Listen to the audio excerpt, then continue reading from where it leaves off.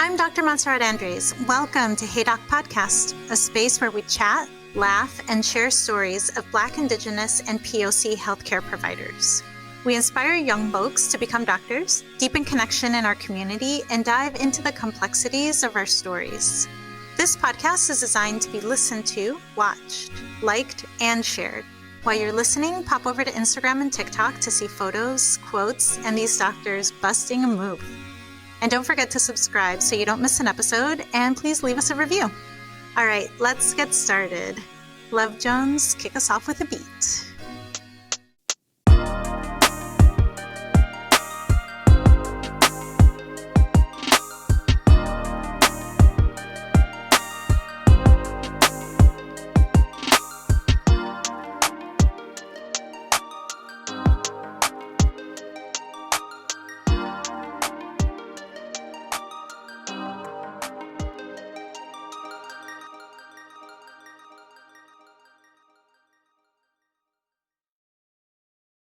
Hello, Rez2Med folks. Welcome to Hey Doc Podcast. I'm so happy to have you here. How are you today?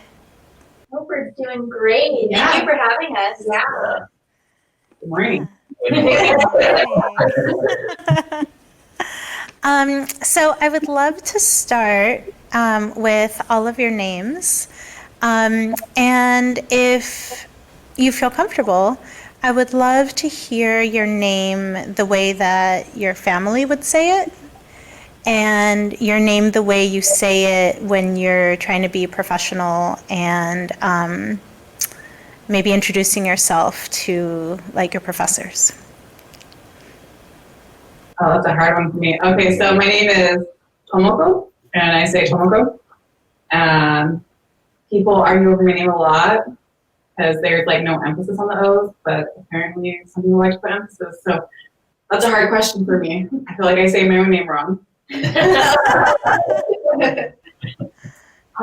My name is Maliyan. Also kind of a hard name. Don't really have a nickname. But yeah, a lot of the times people say my name wrong. I think we can all. Yeah, I say my name wrong.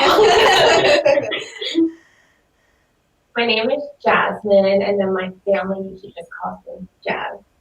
And funny story, Aaron, and then also like my family calls me Jasmine Scurry. My last name is Curry. So sometimes when I'm about to introduce myself, I almost say Jasmine Scurry. Good morning. My name is Aaron.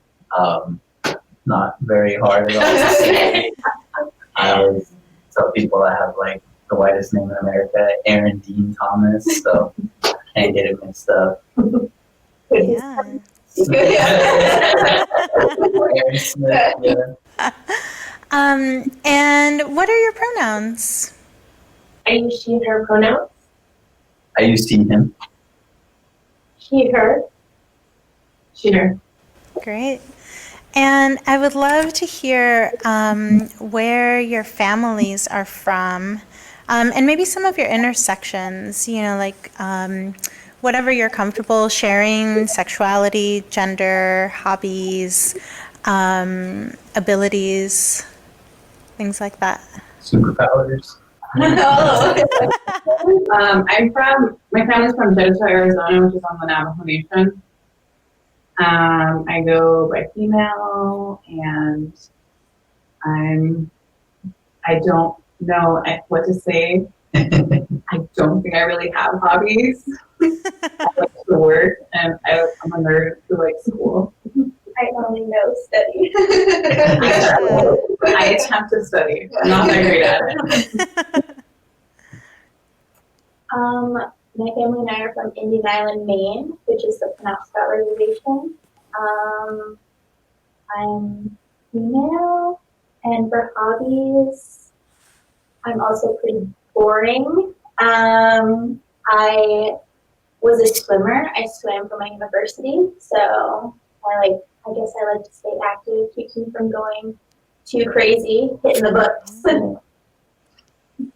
I am originally from Hobbies, Arizona, also on the Navajo Reservation, and I identify as a woman. And Hobbies. I recently started disc golfing. I just got a disc golf bag. It's a lot of fun. Oh, you went all in. You got a bag and everything. Yeah, I got tired of carrying all my discs. I keep my friends keep giving me some discs, so I was like, I need a bag. What happened with your first bag? Oh my! I had just a regular tote bag I was using, and it ripped.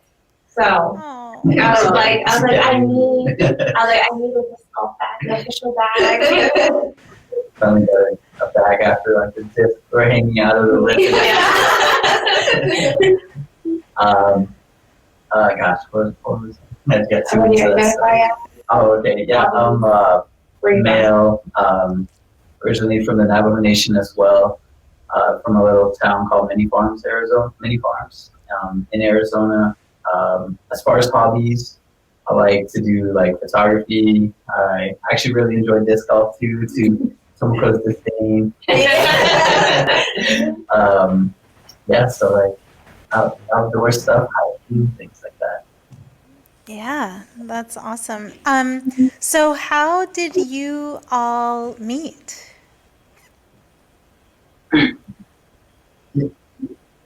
Oh, sorry. Out of everybody in the group, I met Aaron first, and it was through the the Partnership for Native American Cancer Prevention, NACP. I was going to school at Northern Arizona University, and Aaron was at the University of Arizona. And so it was a partnership between the two universities, and that's how I met him. And then I met Jazz through them. I met everybody through a postbac program that we did. Tomoko and I were in the same cohort, and then Jazz and Aaron were in the cohort before us. And then Aaron and I met, he's my partner actually, so we met in undergrad at the University of Arizona at a smudging workshop. Real Rez.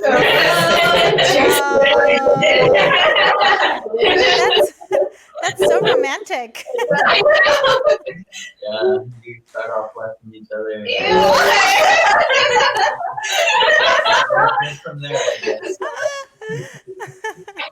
Yeah, so we've all kind of like ran into each other. Like Tomoko and I, we toured medical schools through that program. So that was where I first got to meet her. And then Jasmine and I came out to the YE's postbac program here in Portland, and that's kind of like where like we kind of opened up communication with Tomoko again when we were kind of like telling her about the program. We're just like apply. So yeah, it was cool. It's kismet. It's a good time. So was part of the goal like, let's just get all of our friends over here? That's how it seemed to go. They're just like, yeah, you should just apply. It's a great program. Jazz and Aaron are good at recruiting people. They're good mentors, for sure. Good people to know. And so two of you are in your first year of medical school. How's that going? It's going. Yeah, we're making it. We're here. We're doing the thing. But yeah, we'll see how we feel after finals week next week. Yeah, It's your first finals week. Yeah, first finals. We start hitting the books hard today. Oh, all right. Well, at least you can say you took a shower today. The rest of finals week will be questionable. What has been the most surprising thing that was hard for you this first term? I think anatomy for me personally, because I took it in undergrad and I enjoyed it, but then here was like a whole other ball game. We just went into like way more detail than, I mean, I guess I should have expected it, but I didn't. And being online was like a little more challenging, I think, than it would have been if we had done everything in person. Yeah, that is a whole different kind of challenge. The surprising thing for me is that I really like the virtual learning. I'm a homebody, so like not having to leave my house amazing. Yes. I have a little social anxiety, like with meeting new people. And like when you meet like your classmates, you get to know each other.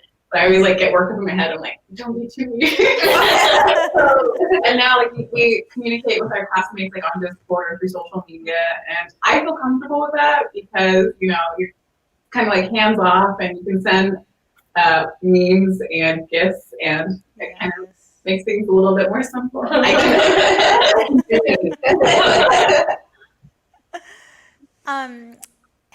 What has been challenging for you to keep up about your kind of non-student life now that you are in a medical program?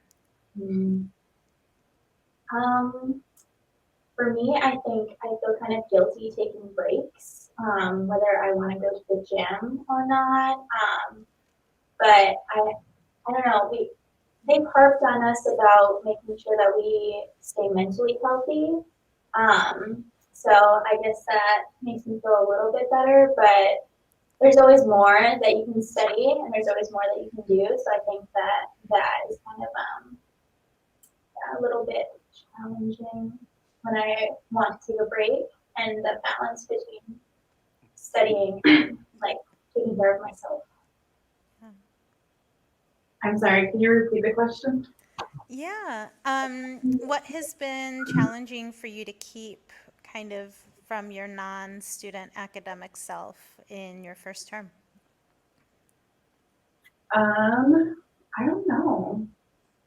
I feel like because I'm the oldest of the group, I'm 29, and I've been in school forever, like my whole life, practically since I graduated high school. And I think, and I also have a son who is just turned 11. And because of that, and because I've always worked and gone to school, I feel like I kind of like prioritize my mental health a lot. And like I'm a person who cannot function without 8 hours of sleep. Like I would just be a mess. Someone might get hurt. So I really try and like prioritize, like talking to my family, talking to the people that I care about, and like spending time with like good people in my life. So I try and keep my head on straight. I think I actually struggle with probably studying. I actually have the opposite problem here. Like I actually need to study. Like why am I procrastinating? And Jasmine and Aaron, I came across actually Rez2Med because you all have been very active in the Portland protests this summer. How has that been for you here in the city? Just the protest? Oh.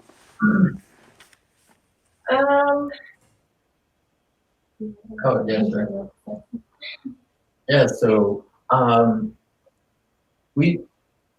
Jasmine and I mean, we kind of like to have a really strong connection to the community, especially, Native communities. So, living in Arizona is pretty easy. There's, a plethora of tribes and, a lot more brown people. So it was really easy to kind of stay connected to that Native community and to see other, Native community members. And then, we lived in Minnesota for a summer doing a summer like research program, and we, really tried hard to like seek out the Native community there. So it's just kind of been like, I guess, I don't know, just something we've kind of hold dear to us, just to go out and try to like explore and meet other natives in their communities, and just being really respectful and just speaking with them. I mean, when else besides, I guess, through social media now, but like when else do you really get to like go and travel and meet these other like communities? So that's been very transformative. And then I think something that I got out of the protest and the civil unrest was the term Afro-Indigenous, which I'm really starting to embrace now, which I really like. So we went to that protest, and then one of the organizers approached me and said they wanted to invite any Afro-Indigenous people to hold the banner in the front. So that was really, that it was really awesome that they came up to me and asked me, and I was like, oh my gosh, I just came here just to walk with you guys, and then to get invited to the front, and then I saw these two, and I was like, come on guys, come in front with us. So Elaine's holding the banner too, and then Tomoko was walking by Aaron, so. That new glare. Oh yeah. Oh my gosh, hearing that gives me goosebumps. You know, I think, I don't know how it's been for you all, but, you know, for me, being Latin American, there's a lot of reclaiming to do, you know, and so I think there's been multiple times where I've heard stories of people being recognized by like an outside person and being like, hey, I see you as this, and all of a sudden you're like, I am, like, well, thank you for noticing.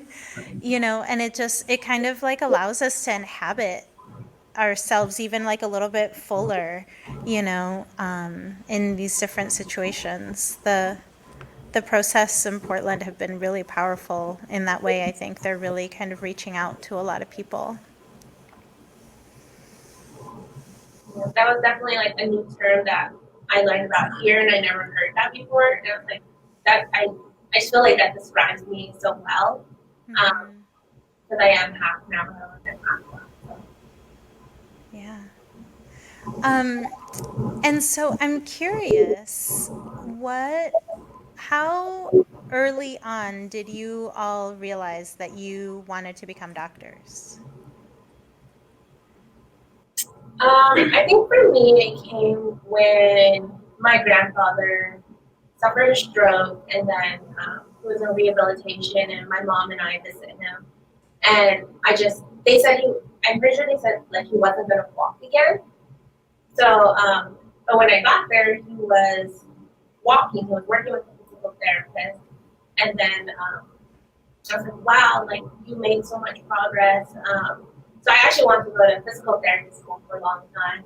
Then I met Aaron, and Aaron convinced me, no, you should go to medical school. He really... I was like, so much smarter than me. Him and one of my other mentors, they were like, no, you should really try for medical school. I wasn't confident that I would make it into medical school or make it through medical school, but with their confidence in me, I was like, okay, I'll just do it. So we studied for the MCAT together, and then we took it together. So I forgot where I was going. That's the power of mentorship, though. You know, just there's so many times like somebody else seeing your greatness before maybe you can fully inhabit it, you know, is so strong. And I love it that Aaron was like, oh no, yeah, you're doing this. Aaron's a pusher.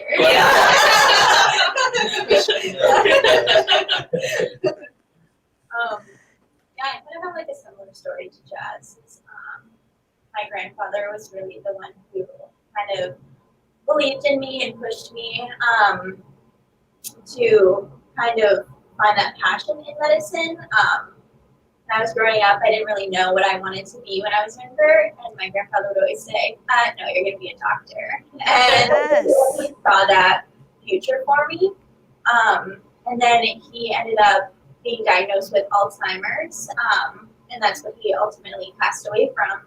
And I and my mom were like his caretakers because my grandmother can't drive or anything. So seeing his care, I just wanted to I don't want anyone else to have to go through that. And so I want to be the person that can help others, take care of their elders or someone important in their life. Yeah. So, growing up, I didn't even know that being a doctor was in the cards for me.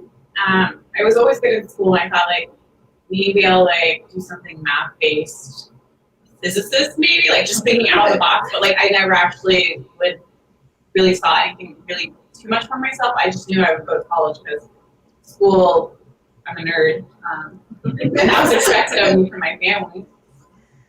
But I grew up in a rough and tough environment, and many of my cousins were in gangs, and So I just didn't see like this in the cards. But my mom, she was working at a hospital as a housekeeper, and like later on as an Navajo interpreter. And she saw the nurses as like a good career choice and a good way to make a living. And she knew that I was good in science, so she encouraged me, like, oh yeah, like Tomoko could take the HESI test and like pass it like while you're in high school. And so she just kind of set me on that route. I was like, okay, I really enjoy the human body because I had childhood asthma and would like have trips to the emergency room a lot for asthma attacks and whatnot. And I saw like my grandmother go through like her disease process with diabetes. So going from like being normal, like being, like having it poorly managed, but then she like got her leg amputated, and then she had like cardiac issues from it, and just seeing her in the ICU and like wondering like what these canisters were that were like full of blood, and also seeing my grandfather who suffered from alcoholism, just seeing that progression of like he was okay, but then like he got like the distended stomach, and then seeing him in the hospital being yellow. So I've always had an interest, and I've known that you should take care of your body. And unfortunately, for people in like my community, there's not a lot of just like knowledge of like your health and like health literacy. There's not a lot of health literacy there.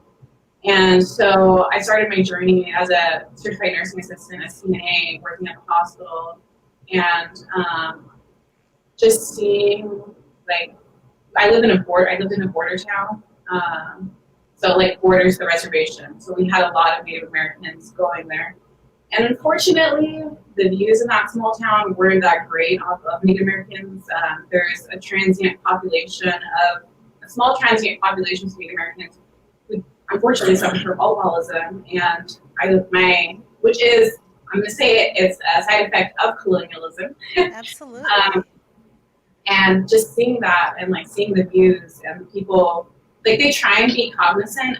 Like there's some people who are cognizant of like Native American culture and traditions and just like the social structure, but there are many people who aren't in the healthcare field there. Mm-hmm. So I thought like the biggest, because I like science so much and really just like understanding the disease process, and I figured that I made the decision like on my own, like, like I can do this, like I can do medical school. I think it's a really great path. And my mother and my father, when I brought it to them, they're like, well, you're a mother, you should, like nursing's a good career, you have opportunities for advancement. But I was like, sure, you're right, but I'm gonna do this anyway. So for me, it was just like making the biggest impact on my community to improve the health and wellness. Absolutely. Oh, sorry. Can I say that? I remember where I was going with that earlier. So I did end up going to medical school, and similar to these ladies, I want to help. I feel like preventative medicine, that's what we need. We need to prevent diabetes and all these things. And Aaron and I talked a lot, and we came to a realization like, we did. Because I was like, are we super, like us as individuals, affected by these health disparities? I was like, yeah, we are. Like my mom's dad passed away when I was really small, and from diabetes, complications of diabetes. He had heart surgery, his leg amputated as well. And then my mom's mom passed away when she was a little girl too. I believe from rheumatoid arthritis. So I'm just thinking like, how would my life be different if I did grow up with my grandparents around? And like I feel like a lot of people of my age, like their grandparents are still around, and I just feel like that's not something always present in our communities. And we lose our grandparents young. Natives have such a young population. So my story, I guess it really echoes, what these ladies have said, and I think it kind of like really echoes across, all of Indian country.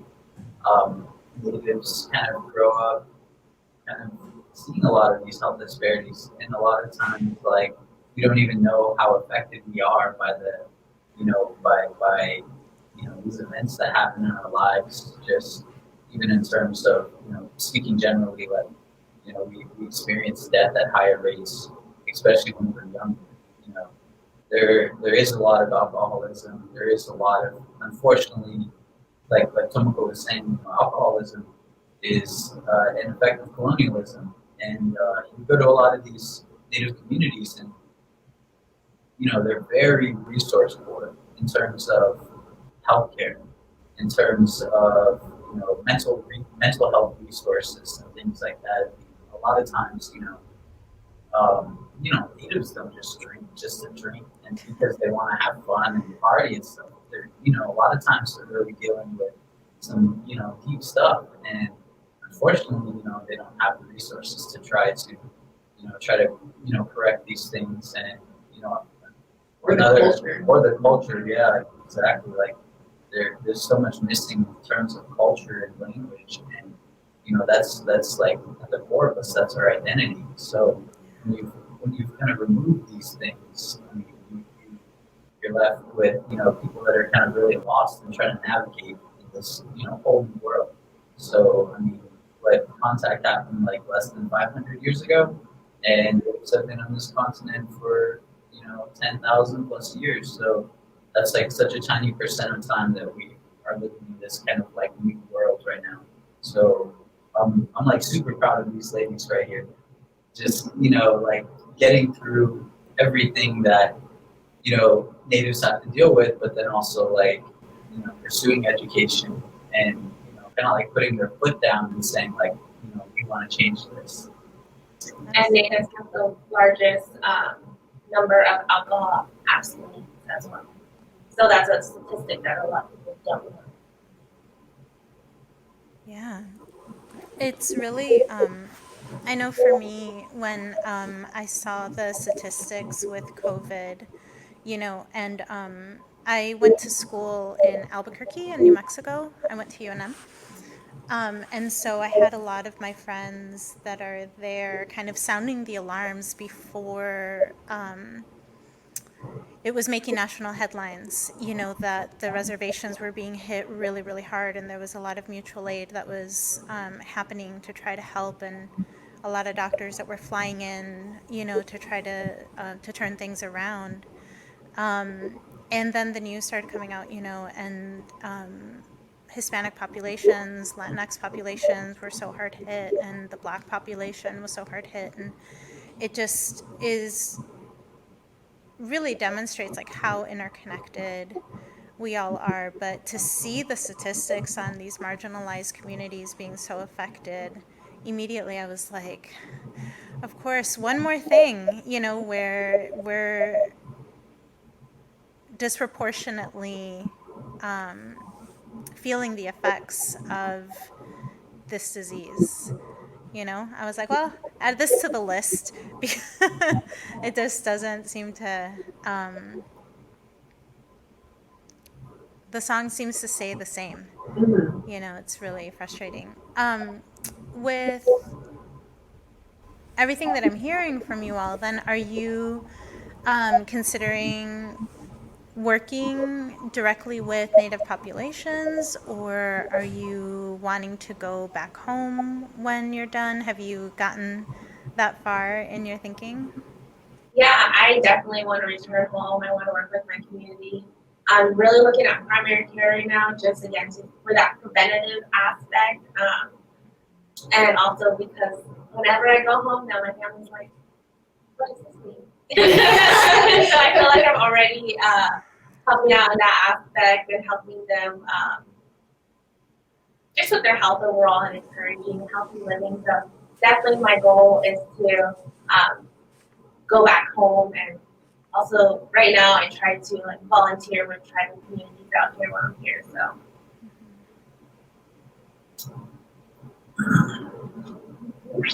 Yeah, similar to Jasmine, I want to return home. My reservation is really small, so I don't know if I would work like within my own community, just because y'all know everybody. But one of the reservations in Maine, I would really love to be able to go back and work with, that Native population. I still don't know what I want to specialize in, but it's still early on,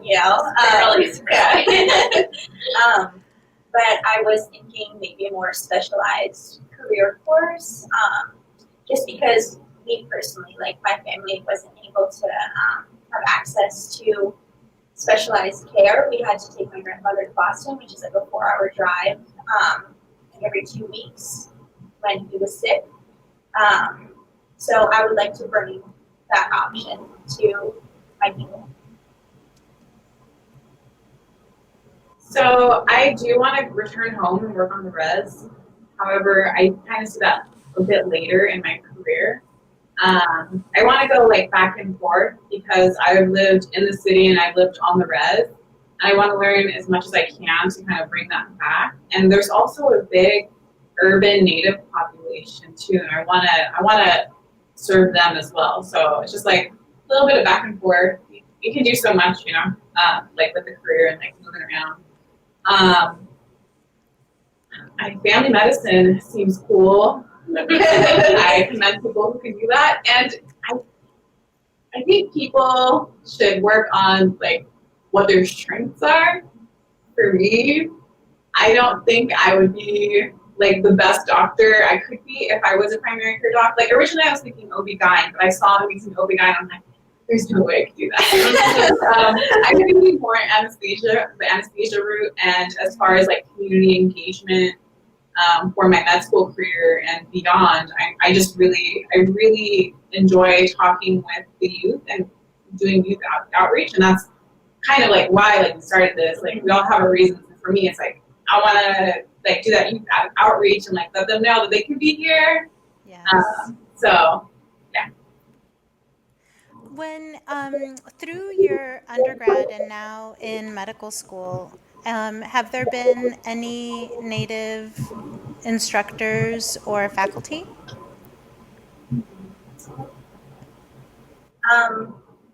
So during undergrad, I only had one Native teacher, and he was my Wabanaki language teacher, and I actually know him from my reservation, and he was my Wabanaki language teacher when I was like little, going to school on the res. And then I did a summer research program in Minnesota, and that's where I met Dr. Owen. She is the president of the Association of American Indian Physicians, and she became like my first Native mentor who was practicing medicine herself. And she's great. She encouraged everybody who did Native American medicine program to really like believe in yourself and that we can do this and that we're necessary to move medicine forward. So during undergrad, we were involved in InMed, and they have great Native faculty in their sound community. InMed is Indians into Medicine.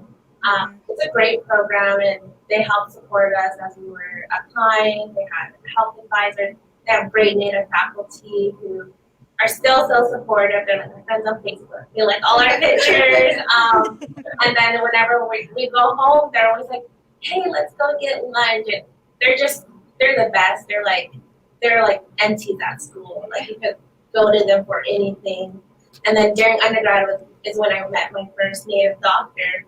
I was just at Jamba Juice rocking my Navajo Nation tee. And then this lady walks in scrubs, and then she asked me where I'm from, and then I told her, and then she said she's also Diné.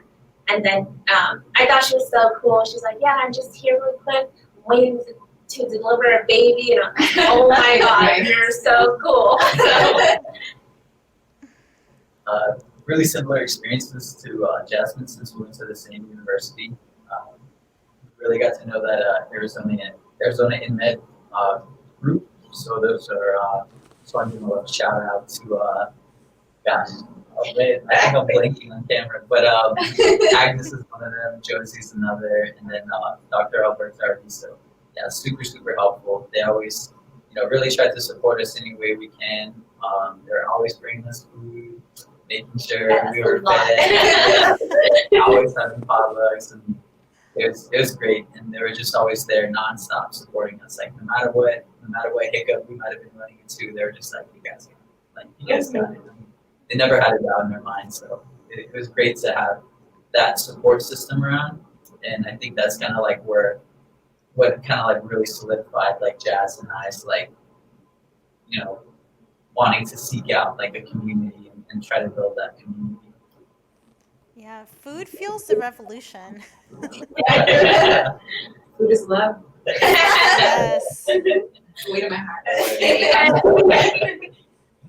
For me, in undergrad, there's only one that I can think of, and I didn't even take any classes with her. But Dr. Ingram from Northern Arizona University, NAU, and she was involved in NACP as well. She's half now, I believe, and I just, I didn't take any classes with her. I didn't really interact with her a whole lot, but I know she's there. And other than that, I didn't really have any Native American teachers. I know, like, if you go the American Indian Studies route, there's a lot more teachers. But I was very science-based, so I didn't have a lot. Did you want to know about, like, if there's any med school, like, faculty who are Native as well? Yeah. Or, well, at least our teachers. I don't think there are any. Like, there are Native American doctors that we know of where we go to school, but I don't think are they professors? Okay, here, Jasmine, speak on this. Yeah, there's a community of Native doctors here, and they will teach us when we get into our clinical rotation. So I believe they'll be our assessment. So, Got it. yeah, not during our didactic portion. Yeah. Cool. I'm glad that they're there. Like, at least trying to scoop you up later. Yeah. Well, speaking of food, one of my absolute most favorite topics, what have been your favorite foods or study snacks that get you through tough days in school? Well, I personally like to eat, when I'm trying to be healthy, I'll eat baby carrots. I like those, probably because they're similar to chips, they're crunchy. So when I'm not being healthy, I like to eat chips. And then, yeah, and then I feel like on Thursdays, if I have like a big test on Friday, we always get Panda Express. I love Panda Express. I just feel like it fuels my studying, and then I have that with the coffee, and then not that healthy. Good answer. So I like to eat a lot of fruit. Big green apple person. And Granny Smith. Yeah. But kind of like Jazz on Thursdays, I'm not like the best eater because I'm stressed about school. So I've been recently making just these really sad meals with like just a tortilla and some shredded cheese and just eat that in the microwave for a minute. So you gotta talk about like why it's not a sad quesadilla, but like a sad, like, remember like your. Oh, it's a sad burrito because you make it in the microwave. But yeah, those are. But I guess a comfort food that I like to eat is grilled cheese and tomato soup. That is different. I don't know if I actually snack. That's just like a tease, you know? So I'll take breaks. When I take breaks, I'll eat like a small meal. I've been making quesadillas are super easy and convenient in between classes and studying. So I'll make those and have them with like lots of hot sauce. I really like rice and eggs. Oh my god, you add bacon in there. Like bacon based on bread. With the ready yolk, some sriracha, and soy sauce. That's my comfort food. So real passionate. I know. My son loves that. Really. Sriracha and everything. Oh, It makes up for all of the cooking sins. Just put sriracha on it. Yeah. Exactly. I think, I'm a big coffee person. I gotta have my coffee. I mean, So gosh, Rez, like, right there. I mean, I've got my coffee right now. Like, I've got my coffee with me all day. It's just become a part of my lifestyle now. Just thanks to studying for Ashley and Kat and that like last semester of college, we were just trying to keep it together. Like, I didn't know coffee could be a snack.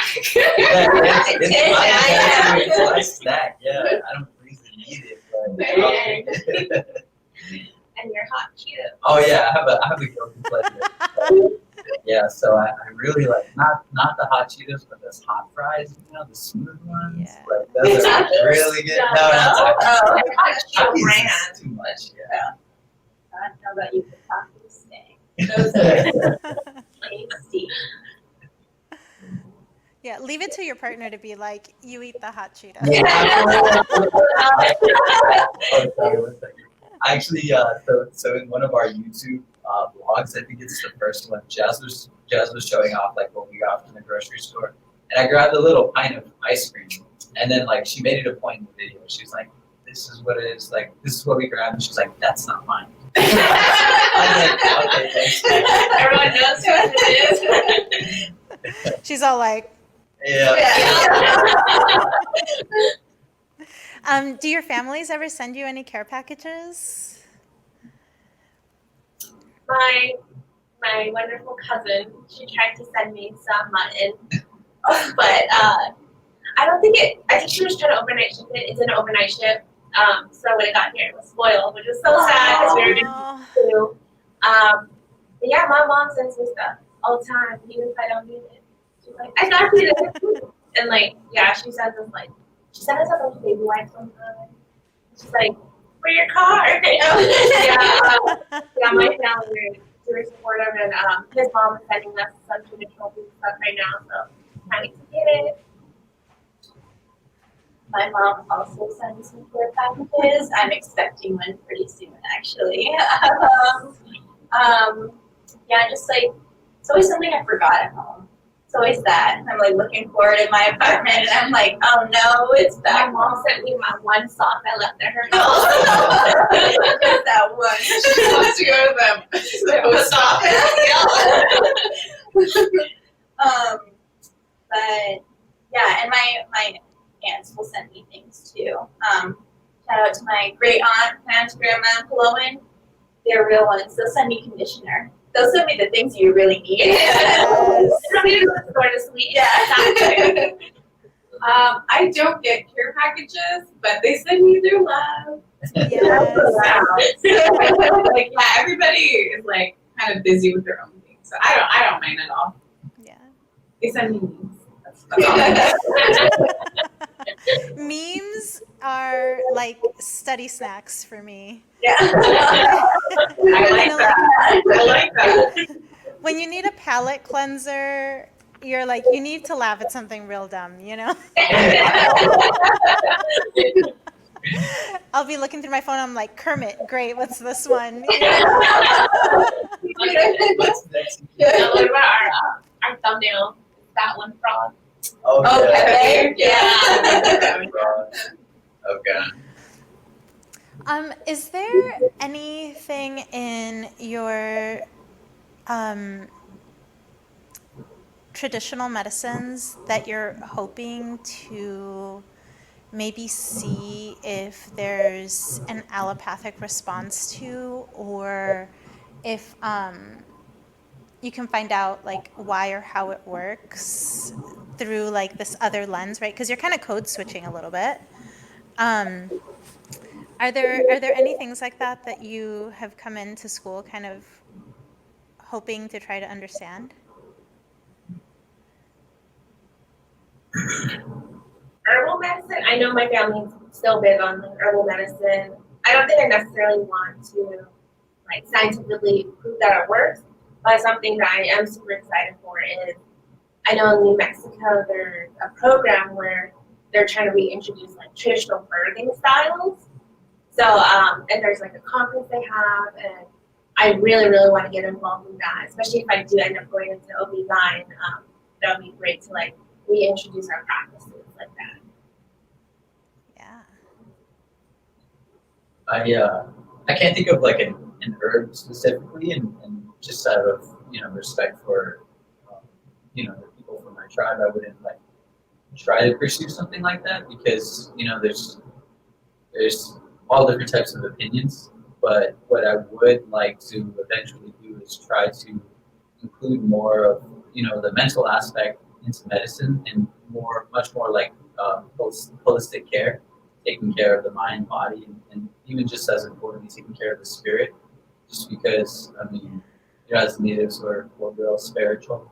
So but yeah, I say that jokingly, but it does really play a huge part, and that's why I think our traditional ceremonies, our traditional practices are so important to us because like I was saying earlier, like that's like a really deep connected part of us. Yeah, and just to echo off of Aaron, I think that's a big, like that whole holistic practice.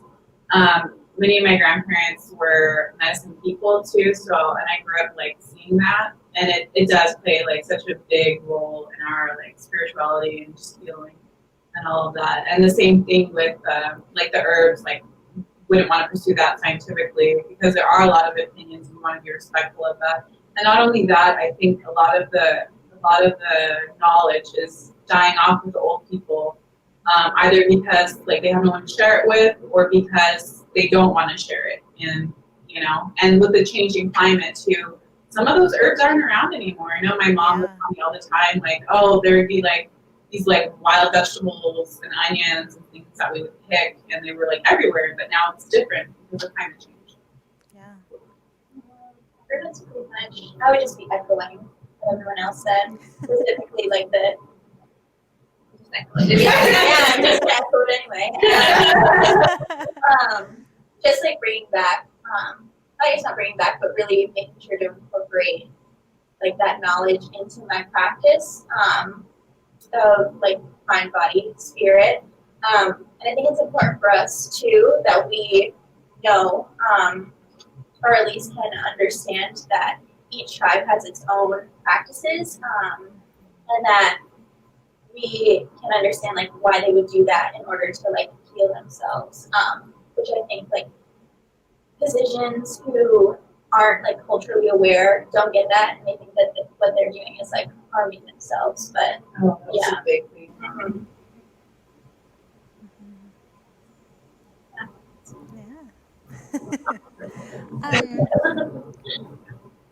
So far, as you're going through med school and through all of your hard sciences, has there been a day, either in undergrad or in the medical program, where you felt really defeated, or it was a day that was really, really bad, and you were like, I don't know if I'm going to reach my goal. Like, this might be the thing that takes me out.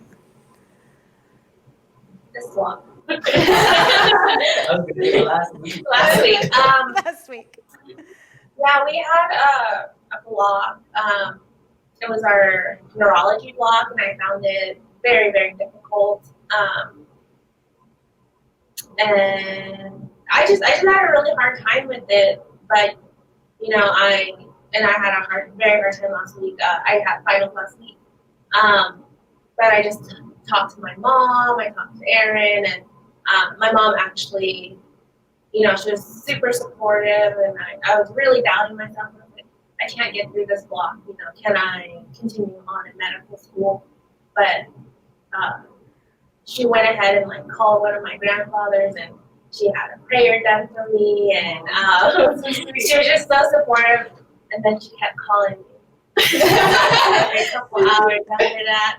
But that was very difficult. But just going back to my checking out with my community, my family, it really helped me, and I just felt a lot better, and I was able to like sit down and just like grind through the studying. And also my sister was super supportive. Shout out to her. Yeah, so that was my experience with this block, but it's done now, and I'm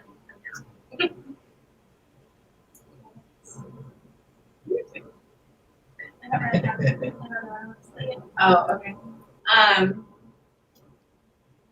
I like in undergrad and now I learn a lot from my failures, so I'm not really afraid to fail.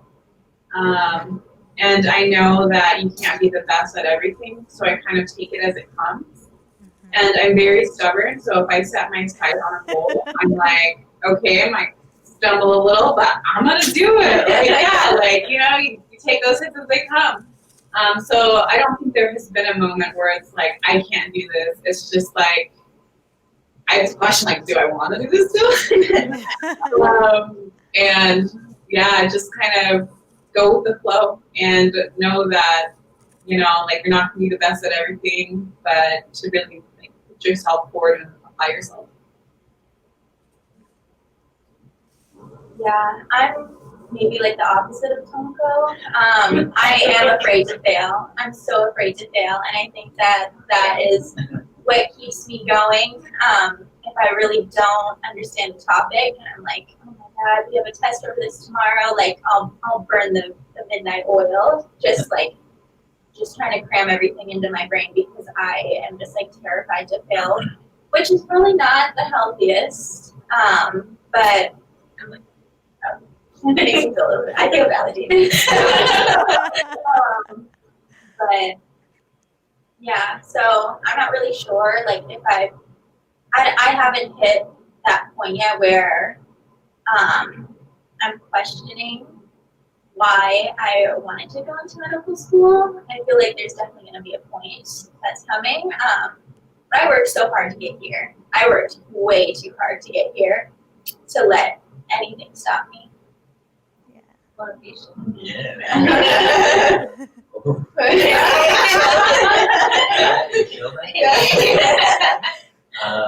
So, you know, I can't really speak too much about, you know, the medical school experience, being that I'm not in medical school right now.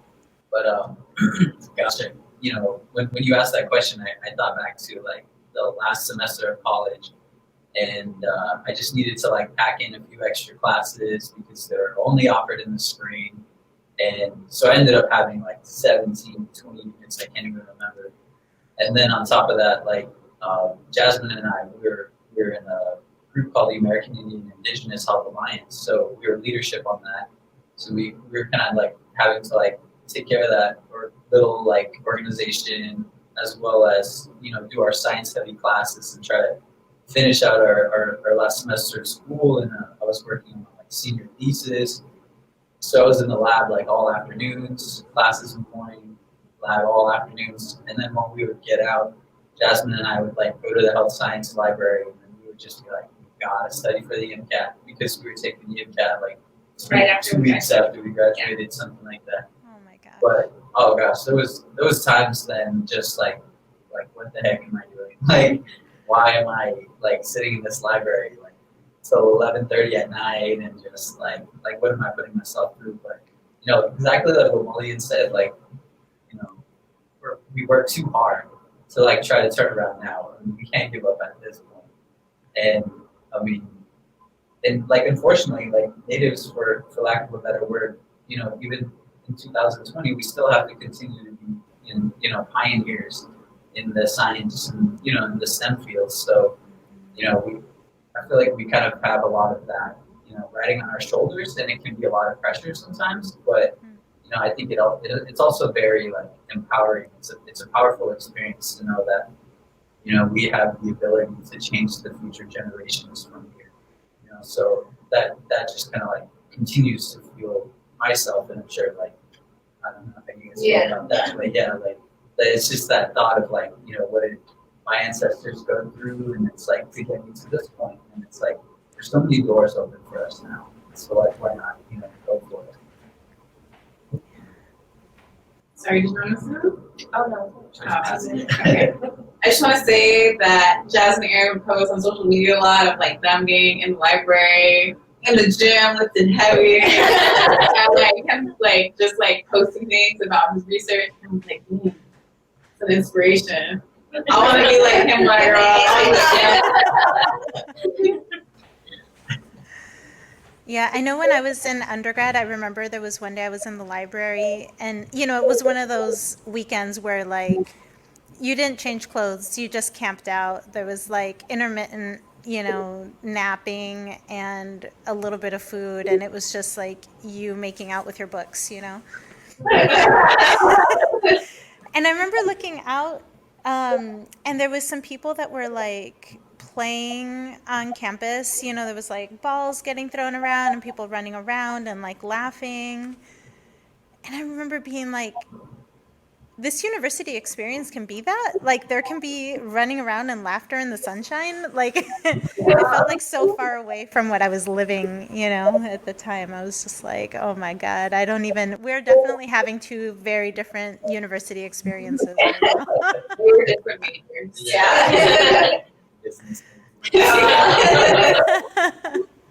Yeah, although, I don't know, it sounds like you all with disc golf, like you found the best of both worlds. Oh, yeah. We're trying to recruit Tomoko. Yeah. I played, like, it's fun to play, but I just have to stay for it. We're kind of bad at it right now, though. You guys just need to practice. And I mean, you've got a few years, Maybe. We'll be true Portlanders. But Yeah. Oh my God. I mean, you have to walk around with your IPA while you're on. I hate IPAs. I hate them. Sorry, why this golf is just like meh for me. So I'm really curious. When I was in my studies, and even still now, like I'm always kind of looking for things within my own body that I'm curious about or didn't know, or like there was certain parts of the hip that I was really, really curious about. So when I was dissecting, like I went into that block looking, I was like, I want answers about this part of the hip, and it was simultaneously to, of course, learn what I needed to learn in that part of my classes. But I also felt like being in a medical program was like my chance to learn all of these mysteries or questions that I had about my own body. And I'm curious if there have been any things like that you have all like tried to learn in school, or if there's anything that you have applied that's kind of like a health hack from the things that you've learned up to now. I want to know why my forehead is so big. you have a big brain as well. Yeah, I was gonna say it's to house that top-notch brain. I like her so much. Okay. But I can't do anything. What did I tell you? Specifically violence. In undergrad, I was a psych major, which people like to rag on. Psych, yeah. But I'm really interested in how like that mental health aspect can really affect your body and like somatic symptoms and hormones, how that affects like your brain and then in turn affects your behavior and how it can affect your body. So I'm really looking forward to learning more like deeply about that than I got to in my undergrad. Something that I like with this block, it's difficult, that I learned that I really appreciated was how they grow up and how that affects their like emotions and things like that. So that was very interesting to me. And then I was also very interested in kidneys and like and then with the heart and how does that all lead to like lower leg swelling. So drink lots of water.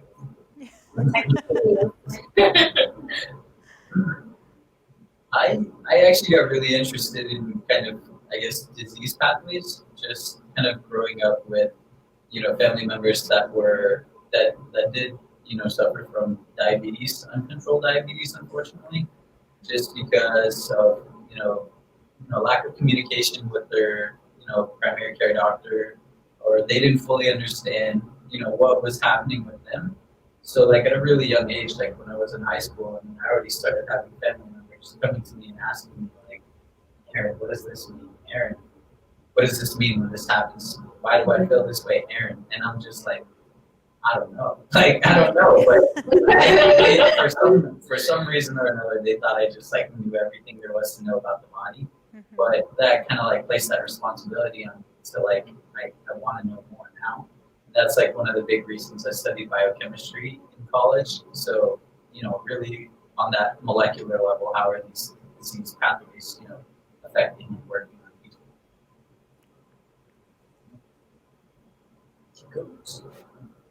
I think I'll really enjoy like what Jess talked about, and that is psychology kind of. Just like how people grow up and how that affects their brain and everything. I think that's very interesting. I'm also very interested in just like food and how that affects your microbiome and like your food, your gut mind connection, which unfortunately I don't think we'll get taught a whole lot about. But I do think that what you put in your body, like that's what you're running off of. So I think it's very important. And I don't think that'll be touched on. But I have a lot of it is cool. But I just like different like body hack things to like really increase your health span, like versus lifespan, right? For like how many years like you're healthy. And so I listen to different podcasts on that. And yeah. What podcasts do you like for that? What podcast? Mm-hmm. I really like Peter T. of the Drive because he is a physician. He's a physician scientist and he has practice. And he has just a wide variety of guests on. And there's also, I can't remember her name. There's another one who she had Peter T. on too. Can't remember, but she's like super on it. She has her PhD and they're just very on it.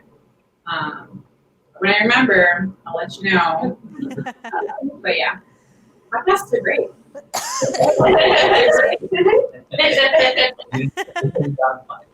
Hey, Doc podcast. Yeah.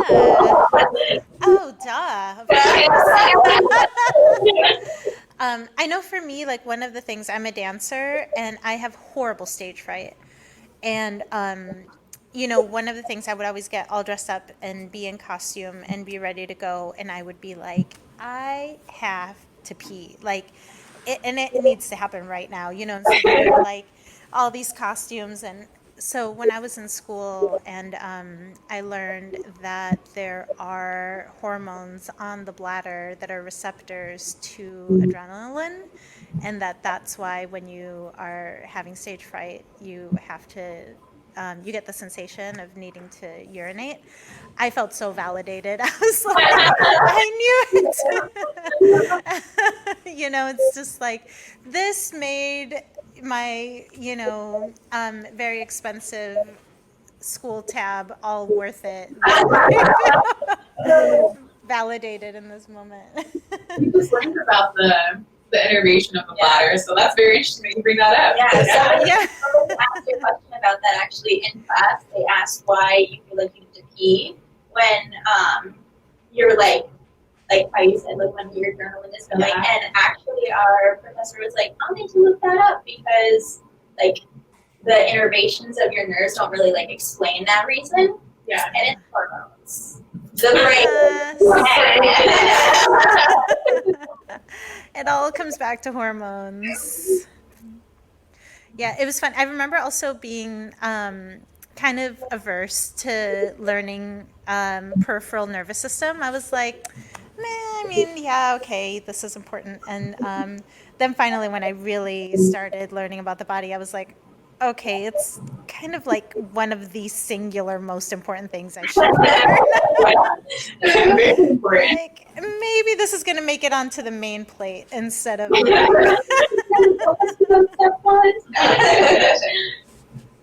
Yeah, for sure. Well, y'all, thank you so much for being on here and chatting. I'm curious what your thoughts are.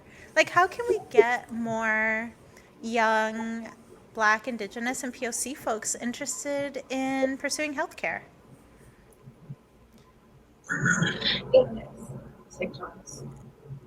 Native TikTok. Yeah. I think just meeting them where they're at, honestly, that's it. Doing outreach, reaching them on social media, letting them know like your experience, like that this could, like, I'm you. You could be here too. Like, I did this, you can 100% do it. And just sharing your experience, and just, I think social media is where it's at, and doing these outreaches to schools, going to visit them like pre-COVID and post-COVID. Right now we're doing it virtually. Maliyan and I are working with a group called Outreach, right? On Track. They do outreach. Yeah. So we'll be working with them to meet with high schoolers, middle schoolers, to just kind of share our experience and whatnot.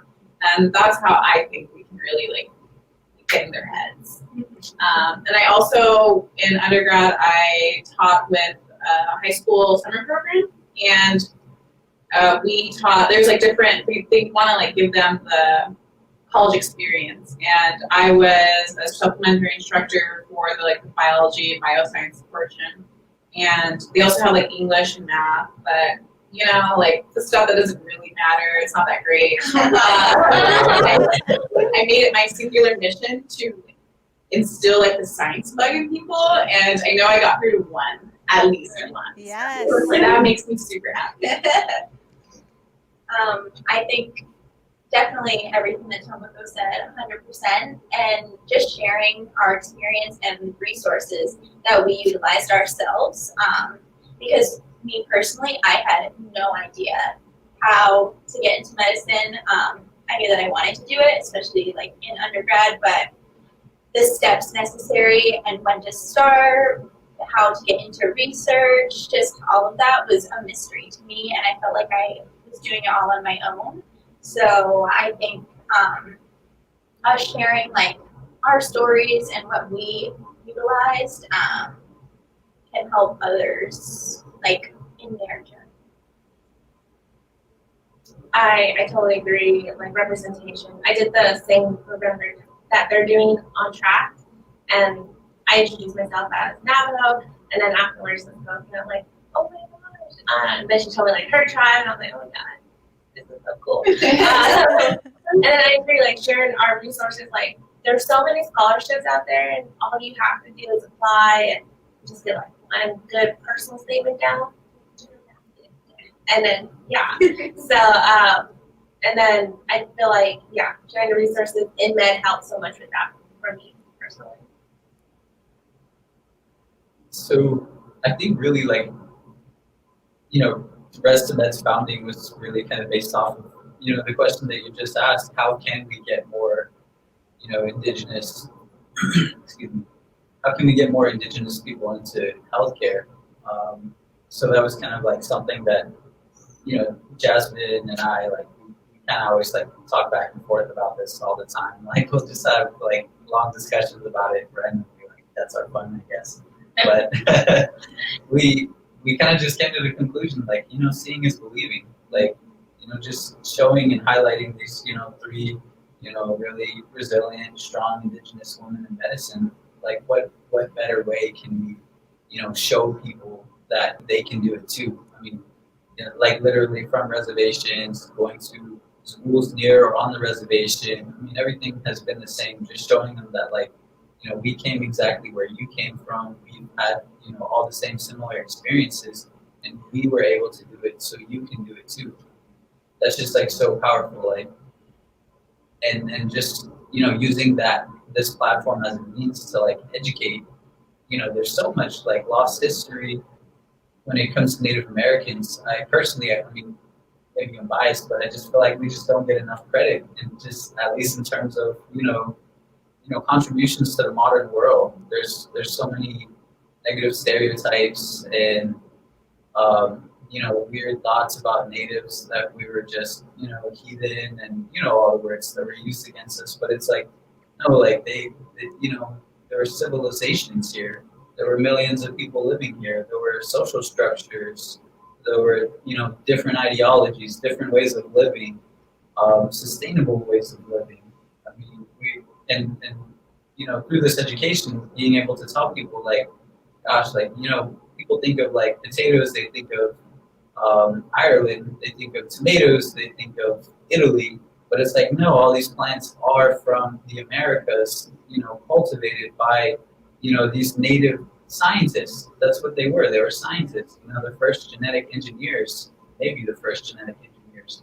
So really kind of taking control of that narrative, putting it in that aspect to really empower the youth. So that's where Rez2Med was born from. So that's what we hope to do at least. Also, mentorship. Mentorship is big. Yeah, I think we were all here. We all had mentors that contributed us being here. Yeah, I really have been thinking about that a lot because I feel like I kind of bumbled my way around and never really had someone like a very strong identification of a mentor. And even now, I'm like, I think even though I'm like 7 years into practice, I still need to make this happen for myself. And hearing all of your stories, like all the people that have kind of mentored and helped you, I'm like, yeah, I want that. You are the mentor now. Oh, You are the mentor. I am happy to be on my part of the rung of the ladder and like pull people up, which I think is one of the additional kind of challenges for us, as a Latinx person. Like I definitely feel a lot of responsibility, like I'm not just trying to be really good and exceptional at the work that I do, but I definitely am looking around and behind and like, who can I pull up, and I think that that's an experience that feels more unique to us as marginalized folks in our field. I look at a lot of other doctors that they're not looking around and looking at their community and seeing who they can raise up or help up the ladder. If they see somebody kind of along the way that looks like they're like, oh yeah, sure, I'll help you. But I feel like we're like, oh my God, okay, can I bring 12, because I want some company up here. And because I want other people to succeed and I want other people to thrive, and I just think of like all of the women that I know that act as healers in their communities and for their families.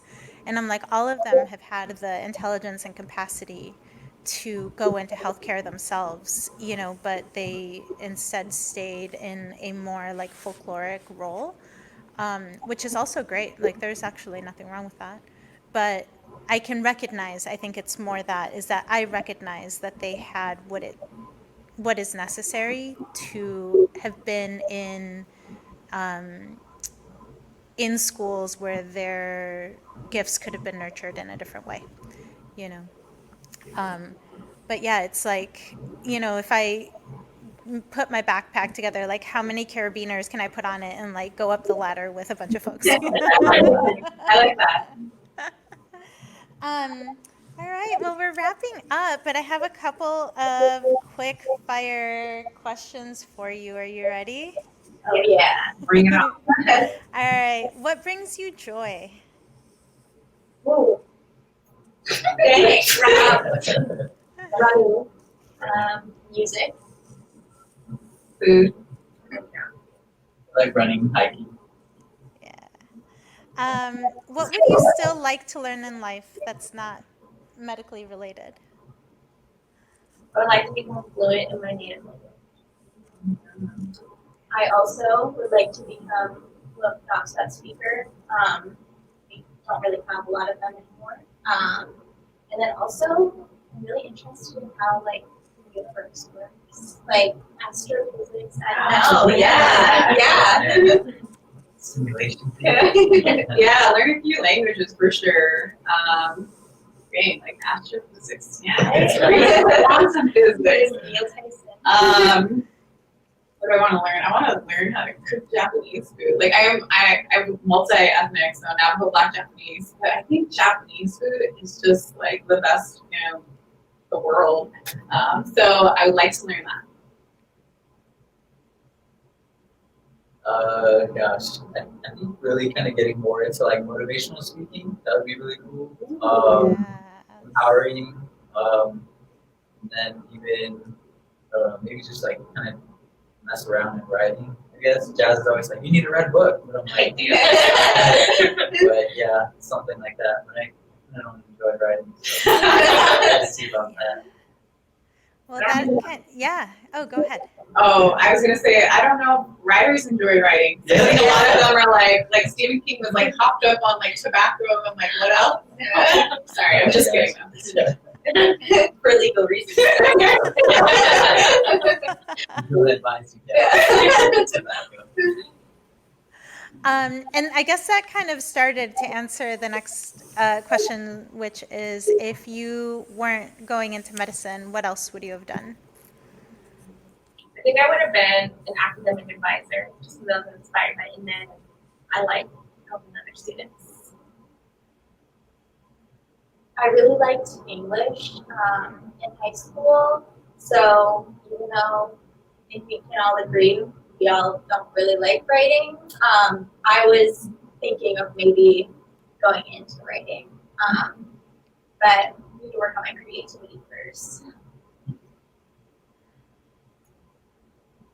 I don't know. I honestly don't know. Maybe I'm kind of boring, so I'd probably be like a mathematician of some sort. Have you talked to a mathematician? Also, always wanted to work in a flower shop or school. I can see your main characters around flowers. Dr. Jazz, part-time, like poorest. Yeah. Gosh, what else? I think I would like to like explore business, economic development. I think that would, there's so many ways to like help, the reservation back home, help the Navajo Nation and other reservations. Economic development is kind of something that's been interesting me as of late. So probably like, I don't know, business first. All right, and to send you all off into studying for finals week, what's the music that gets you through? I like lo-fi, chill, steady beats on YouTube. And there's also this coffee shop music, and then lo-fi has a Halloween. So it's spooky. Yeah. I like listening to, I think, more chill music when I'm studying. Fleetwood Mac. I do like some Fleetwood Mac. But then on my breaks, Megan Thee Stallion.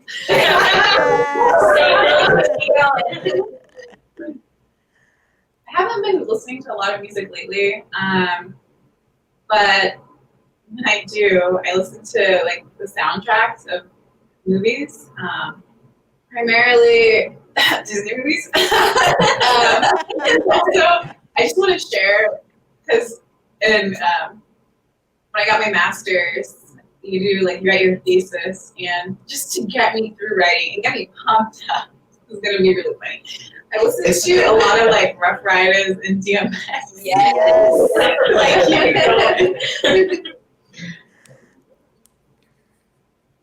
Do you have study music? Do you study music? I think I like listening to like kind of like piano instrumentals and some of the more classical side, I guess, when I'm studying at least. I haven't really like explored studying music or just like white noise, like when I'm studying at least.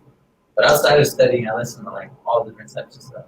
Yeah. All the music. I mean, everything from DMX to Young Thug, where you don't even know what they're saying. Yeah. Like, mumble rap. Mumble rap. I mean, all different types of music, all over the place. Well, thank you so much for coming on. Oh, what's up? Do you have one more thing? What brings you joy? We want to know about you. Yeah. What do you like to snack on? Oh man, favorite study. I really like very salty and sour flavors. So like I can definitely be found like eating through a jar of pickles. Oh my God! Watch you. Yeah. I know they're Filipino. They like hot stuff. And like we got potatoes, we got pickles. Come. Yes. I know. I'm like, I already feel welcome and seen. And then bubble tea, man, it is like my number one go-to. They recognize me on the phone when I call to get my order. They're like, "Oh, hey, girl, yeah, we got you. You be here in 5 minutes." I'm like, "Yeah." Oh gosh. So yeah, those are definitely my go-to faves, and it hasn't changed. Like, it's still, I'm like, let me, relive that time. But yeah, I think most of my days, if I'm having like a hard day at the clinic, at the end of the day, I'm like, it's a bubble tea kind of day. It's right there. So I have a question. What brings you joy, and have you noticed that has that changed throughout your life, like in your Yeah. professional career? Community brings me joy. And I think I've felt and really learned that even more right now with COVID. Kind of in my everyday, like I'm really comfortable, I asked my mom how she was doing, and she was, especially at the beginning of sheltering in place, and she was just like, I'm doing great. I'm great company.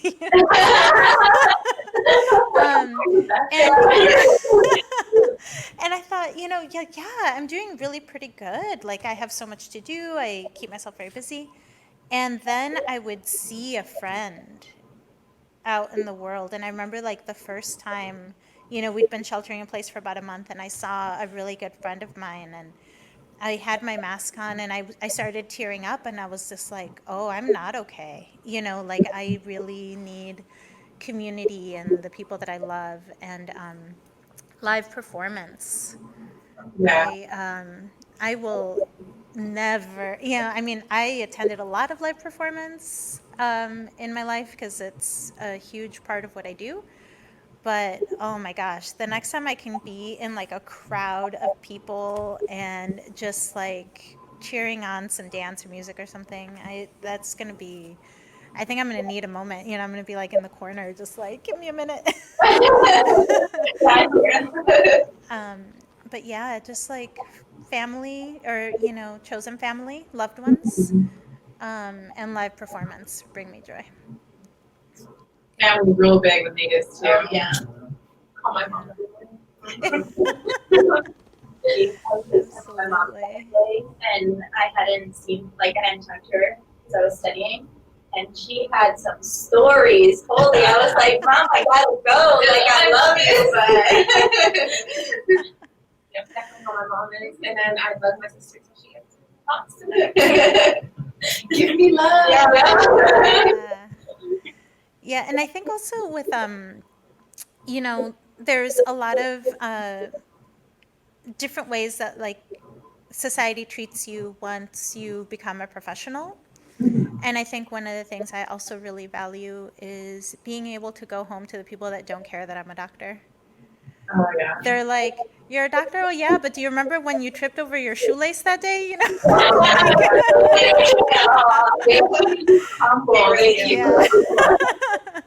Yeah. Oh, you're so fancy, but like, and I love that too. I love going into spaces where I am just Montserrat, and I'm not like Montserrat the doctor, Montserrat like the person that has to have the answers and like go do, really quick research, and where I can just kind of relax.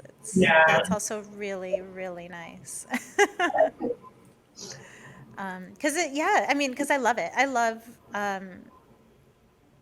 I love my work.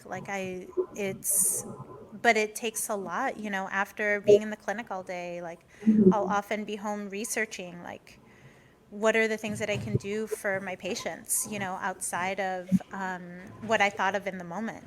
Yeah. And so, it's a big part of our life in a different way. And so being reminded that, you can just go somewhere and like eat some soup and have somebody making fun of you, and that's really nice too. Yeah. Teaching the love language too. Really. Putting that out there. Yeah, absolutely. It's like my sopa, just like, oh, that's great. Yes. Well, thank you so much. It's been such a pleasure to have you. I'm so happy to know you and to know that you're here and going through these programs, and anything that I can ever do to help and support you. I'll definitely send you some memes. Oh, yeah. Thank you so much for having us. Yes. It was such a great experience. Yay. It really was, and it was great meeting you. Yeah, and I think like what you're doing is amazing. It's really great work. Well, thank you so much. Thank you for being on the first season. Yes. I feel like we'll have to follow you on your journey through the seasons, because you're like you're our students. Like, I'm interviewing a lot of doctors, but you're the ones that remind us like of all of the battle scars, you know? Black guy from Finals. from step one. Like, really? White sweatpants. I'm like, I dress up today. Awesome. Well, thank you so much for being here. Thank you. Yeah, thank you. All right, everyone, that's our show for today. Please follow us on Instagram and TikTok. And if this episode hit home for you, let us know. We would love to hear how these stories reach you.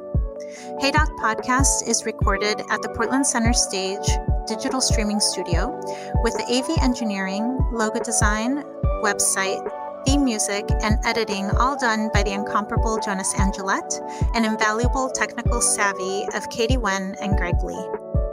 Instagram and TikTok management is brought to you by the fantabulous Jen Thompson. And if you want to see the faces of these BIPOC docs, you can watch the podcast on Hey Doc Podcast website, and you can listen on all of your favorite podcast streaming sources.